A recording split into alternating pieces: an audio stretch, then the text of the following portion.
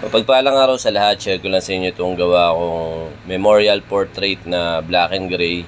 Bali, dito sa design na to, si client mismo ang nag-edit nito. Tapos, sinend niya sa akin. So, nagprint tayo ng iba't ibang size para sa stencil natin. Para makapili tayo ng tamang size para doon sa part na paglalagyan niya. Yan, so nakapili na tayo at ito na po, idinikit natin. Bali, sa paggamit ng ganitong stencil, medyo mahirap po talaga. Kaya ako nagpaplano kayo na bumili ng mga kagaya nitong stencil printer na ginagamit namin dito sa shop. Mag-research muna kayo kasi medyo mahirap talaga siya gamitin. Hindi siya basta-basta pwedeng idikit na lang kagaya ng mga manual na stencil o yung mga stencil na talagang matingkad. O halimbawa yung meron kasing isang klase ng stencil, yung stencil copier kung tawagin. Yun, medyo mas maganda po yun, kaso hindi po yata pwede yung mga colored na design doon. Mas maganda po yung yung kung gagawa kayo mga linyahan, yung mga solid, halimbawa mga script, mga mandala, ganoon, mga geometric, yon maganda po yung stencil na yon kung yun ang gagamitin nyo.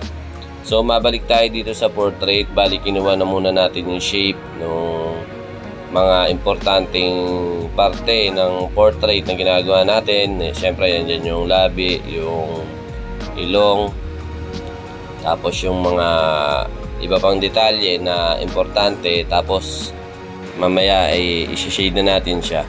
So mga gamit kong size ng needle dito, gumamit tayo ng 3RL, 9M1, 9RM o 9 curve magnum, 15M1 at saka 15 curve magnum. So ito sa part na to, yung pinakababa hanggang dito sa may panga niya, 15 curve magnum o 15RM, 15cm ang ginamit natin dito.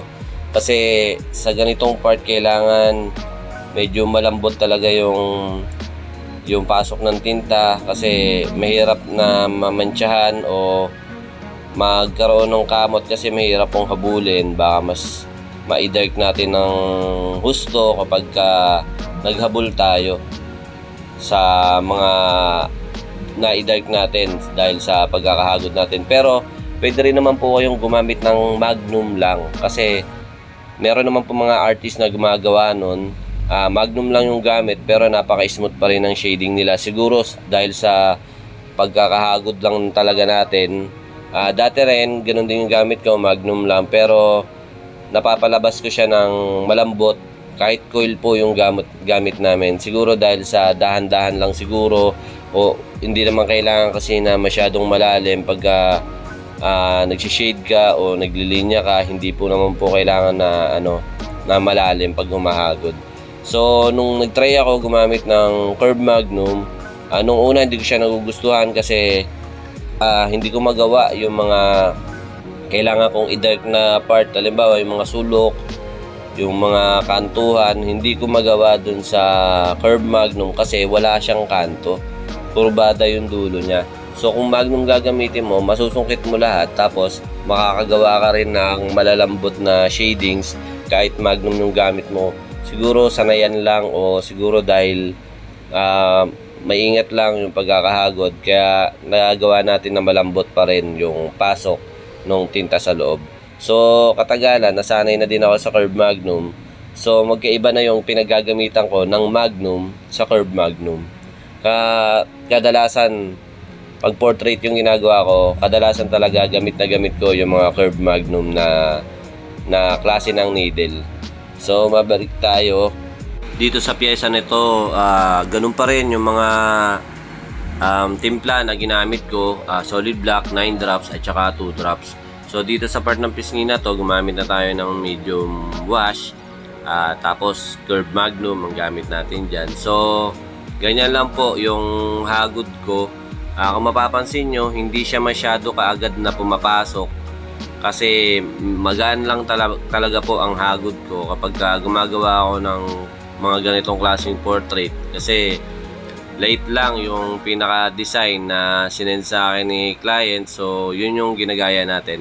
Ang importante, hindi natin nabubugbog yung balat kahit na paulit-ulit natin na hinahagod.